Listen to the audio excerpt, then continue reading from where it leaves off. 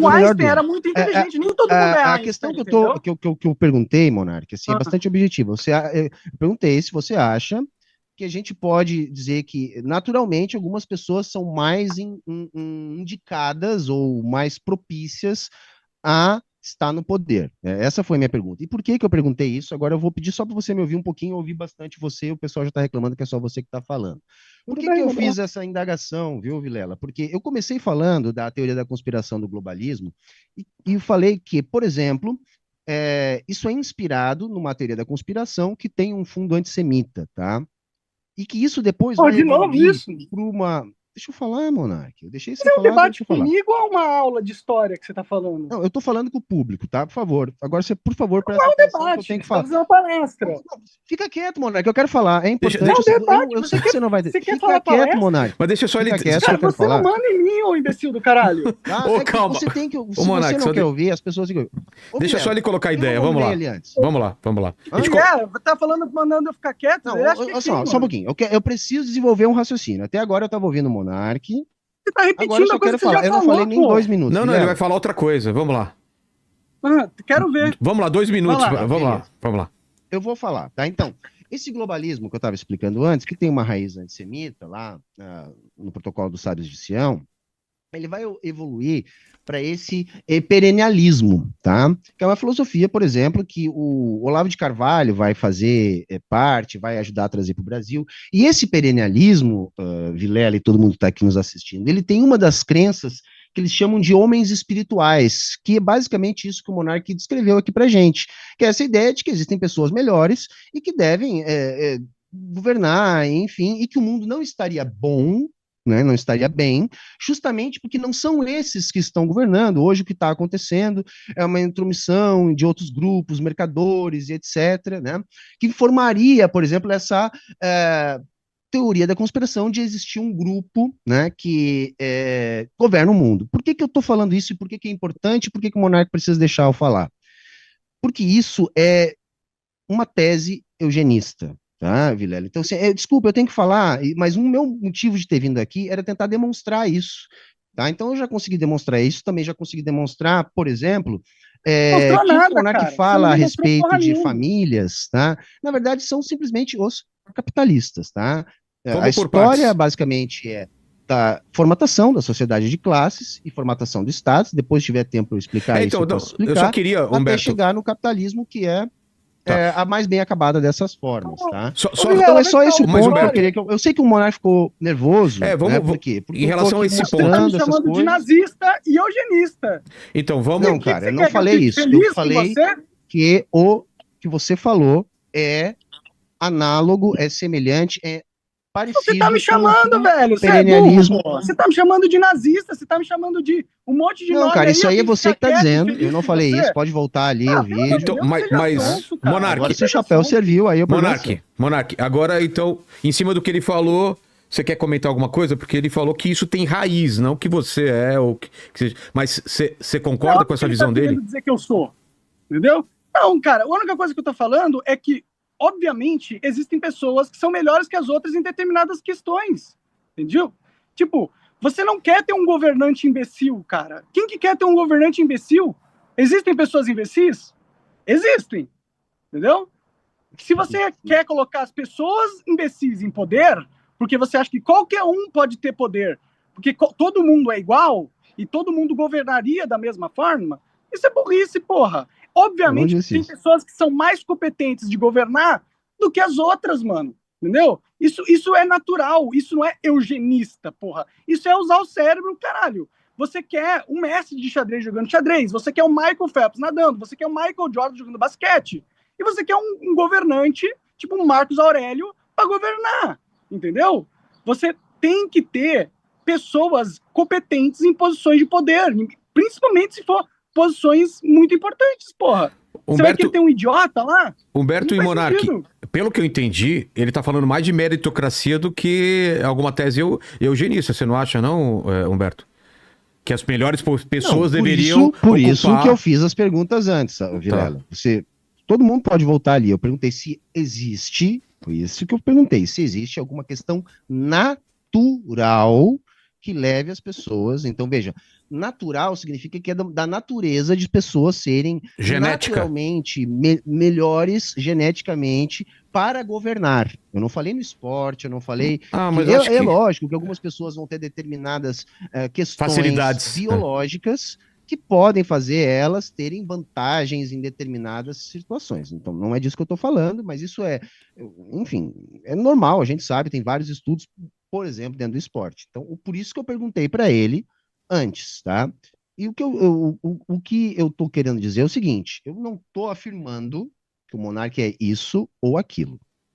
Eu estou dizendo que globalismo é uma teoria da conspiração que tem relação com o perennialismo e que o perennialismo tem essa ideia dos homens espirituais que seriam uma espécie de raça superior que deveria governar por esta condição. Se o monarca acredita nisso ou não, aí eu vou deixar para o nosso público avaliar, para todo mundo que está avaliando o debate aqui, tá? Eu estou só colocando isso, tá? E o monarca não me respondeu. Eu vou insistir na pergunta, tá? Para a gente não ficar rodando no mesmo assunto.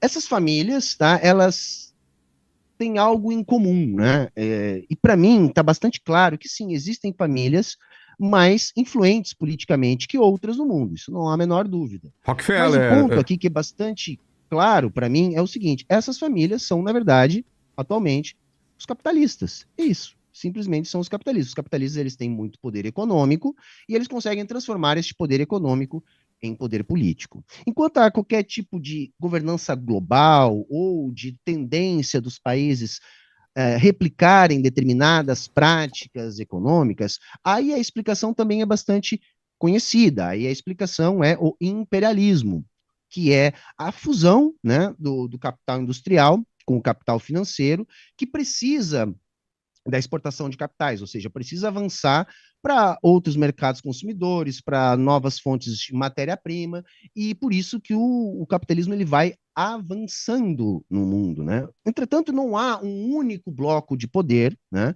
que justifique essa ideia de globalismo, que é uma governança, até porque existem conflitos interimperialistas, blocos de poder que divergem, frações diferentes da burguesia, por isso, por exemplo, existem as guerras, né?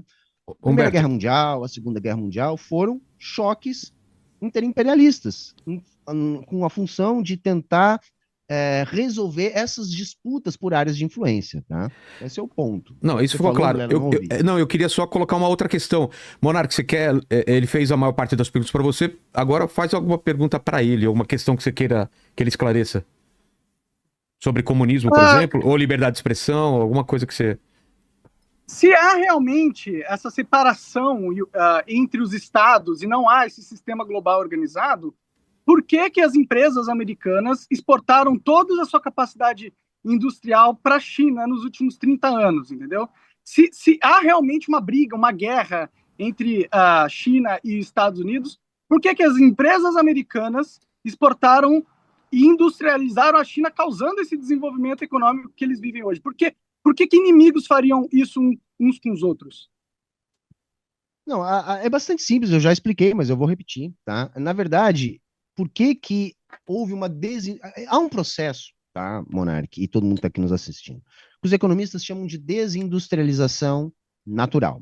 Quando os países se desenvolvem, é comum que os serviços da indústria sejam substituídos por serviços sofisticados, que se mantêm nas matrizes. Então, advocacia, serviços de publicidade e propaganda, serviços de contabilidade, enfim, esses serviços continuam, né, como serviços especializados, e as plantas produtivas acabam migrando para lugares onde o custo de produção é menor. Até por isso que a gente sempre teve, já há muito tempo tem produtos made in Taiwan, lembra que antigamente tudo era made in Taiwan? Hoje em dia as coisas são made in China, né? Por quê? Porque a China oferece, até hoje, né, antes oferecia mais incentivos ainda para isso, né, a possibilidade da instalação dessas plantas produtivas, fazendo com que o custo de produção desses capitalistas seja muito menor. É muito mais barato produzir um iPhone na China do que produzir um iPhone na Alemanha ou nos Estados Unidos. Então, a explicação é bastante simples. O que acontece é que Na maior parte dos países, essa produção, ela não se converte em desenvolvimento local. Por exemplo, aqui no Brasil, as nossas empresas automobilísticas são todas de fora. E isso não trouxe a possibilidade do Brasil desenvolver a sua própria indústria automobilística.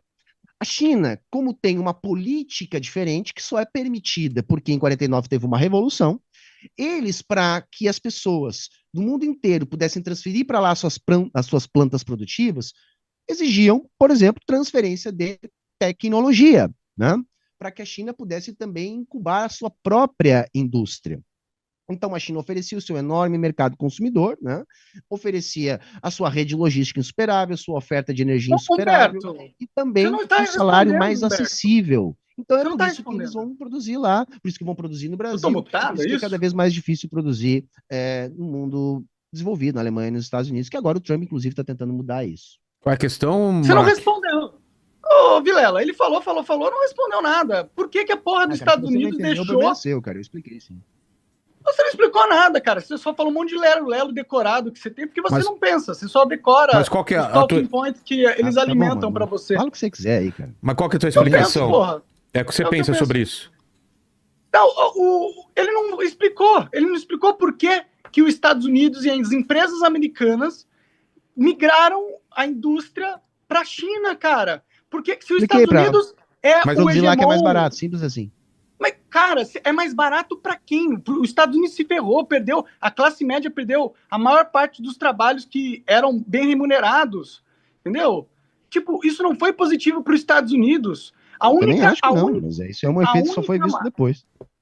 Então, mas você acha que tipo, a única explicação para isso ter acontecido é que existe um sistema global que controla o mundo corporativo. Esse sistema Essa é global a pior não explicação possível, né? A Lavalha de Ocã já te mata na entrada. Essa aí é a explicação. Você tem que ter. Para você fazer uma alegação extraordinária, você tem que ter uma evidência extraordinária, que senão estou é te só dando uma você evidência falando. extraordinária, que foi a indústria dos Estados Unidos Qual é a indo evidência? pro... Hã? Segundo ele, Qual a tomar, evidência? de tomar uma. Segundo ele, era uma decisão, uma edição, tomar uma decisão horrível que afetou o próprio país. É isso?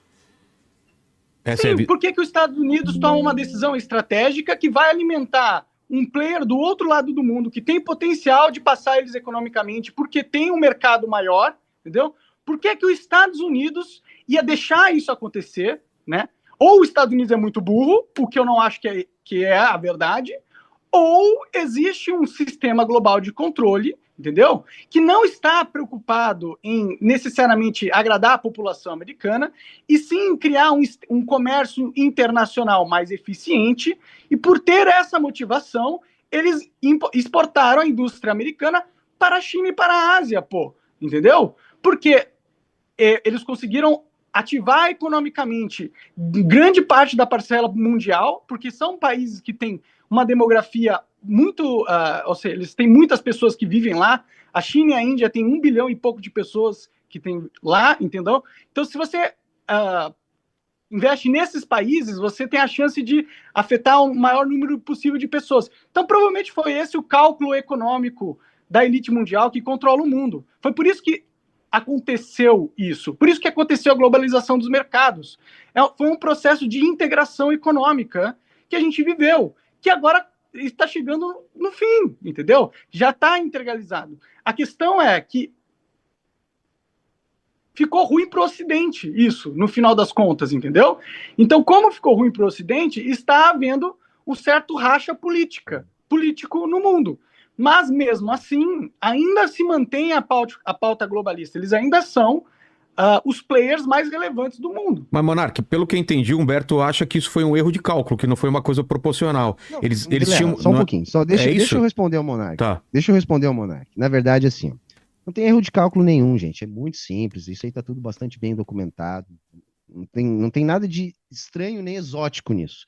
Quando eles fazem essa transferência das plantas produtivas para locais onde a produção é muito mais barata, eles lucraram muito com isso. Isso alavancou muito os lucros. Não, eles quem? Formou, entendeu? Os países. Grandes monopólios. E só deu errado por uma coisa. Eles, quando transferiram, por exemplo, para a China, eles acreditavam que com o Deng Xiaoping havia acontecido uma simples restauração capitalista, tá? O que não foi bem o que aconteceu. Eles acreditavam que ao transferir para a China e aproveitar todo esse mercado consumidor e tudo mais, seria a mesma coisa que eles sempre fizeram, colocando as suas plantas no Brasil, colocando as suas plantas em outros lugares do Sudeste Asiático, na América Central, etc. E isso nunca deu problema, como não dá até hoje. O que mudou de lá para cá? O que mudou de lá para cá é que a China nunca passou verdadeiramente por uma completa restauração capitalista. E eles aproveitaram isso enquanto uma estratégia para transferir tecnologia e desenvolver a sua própria indústria. Porque antes disso acontecer, gente, da China se transformar num grande concorrente global para o Ocidente, essa política de transferência das plantas produtivas para onde é mais barato produzir estava dando muito certo, estava dando muito lucro. Eles jamais imaginavam que iriam perder o controle disso com o surgimento de um gigante criando a sua própria indústria de ponta. Lembram? Vou dar um caso aqui que é caricato. Vocês lembram do Elon Musk rindo quando foi indagado a respeito da BYD? Dizendo que, tipo assim, eles nunca vão concorrer comigo, ou coisa do gênero. Era essa a visão que eles tinham da China. A China produz quinquilharia. Então, tudo bem, nós vamos colocar nossas fábricas lá e nós vamos fazer com eles o que a gente faz com o Brasil e com outros países do sul global. Nós vamos explorar e vamos continuar enriquecendo como a gente faz até hoje. Por que isso mudou agora? Isso mudou agora porque está flagrante que os Estados Unidos não conseguem mais competir com a China nesse jogo. Hoje, a China, no mercado global, ela vence os Estados Unidos se não houver uma guerra comercial, uma guerra tarifária ou mesmo uma guerra bélica que pode ser o fim de tudo isso. Então, não tem teoria da conspiração nenhuma, é bastante simples. Eles colocaram as fábricas lá, que era mais barato, isso deu muito lucro durante muito tempo, continua dando em tudo que é lugar do mundo, e agora está mudando esse jogo porque a China se coloca como uma potência contra-hegemônica. O fim da União Soviética, os Estados Unidos achou que tinha ganhado e que não tinha mais opositor. É um período que a gente chama de Pax Americana, que na verdade é o estabelecimento do neoliberalismo, que basicamente diz isso. Olha, nós vamos manter as patentes, vamos lucrar com royalties, vamos lucrar com a financiarização do mercado, mas as plantas produtivas vão ficar onde é mais barato. O que eles perceberam? Nessa de deixar a produção mais barata e lucrar com o mercado financeiro, eles criaram um grande polo industrial que agora eles não conseguem mais enfrentar. E por isso que o mundo está mudando rapidamente, formando blocos econômico-militares, que a tensão bélica está novamente subindo, e por isso que muitos já dizem que nós estamos numa nova Guerra Fria, lógico, com as características do século XXI e tudo mais. Então, assim, eu estou chovendo no molhado, essas explicações simples, mas eu não espero convencer o monarca, eu espero convencer aí algumas das pessoas que estão nos assistindo. Que questão podemos ir agora ou vamos para... Vocês querem perguntas do chat? O que vocês querem? Querem um outro tópico? Quer falar do Vilela, é que, tipo, isso não é um debate, tá ligado? É palestra. Não é debate. Então vamos lá, coloque. O Monark não suporta ouvir, cara. Ele então não suporta vamos ouvir, lá, cara. Monark. É que você descreveu algo que aconteceu, mas você disse que é porque os americanos são burros. Entendeu? Não, eu não disse isso. Eles lucraram muito. Você disse isso. Você disse que eles não imaginavam que a China ia conseguir. Tipo, você acha mesmo que movimentos estratégicos mundiais desse nível são feitos sem um pensamento estratégico? A questão é que você está colocando, achando que os Estados Unidos é o poder hegemônico no mundo, mas na verdade você não consegue enxergar que existe uma estrutura corporativa internacional que tem mais poder do que qualquer Estado no mundo, inclusive os Estados Unidos. A China, o país maravilhoso que você ama tanto, é, na verdade, um dos países mais submissos às agendas internacionais. Tanto que todas as pautas ambientalistas e de ESG, que são impostas pelo Fórum Econômico Mundial, são seguidas à risca na China. Tanto que eles são os maiores produtores de painel solar, por exemplo, são os caras que mais plantaram árvores no mundo no último tempo.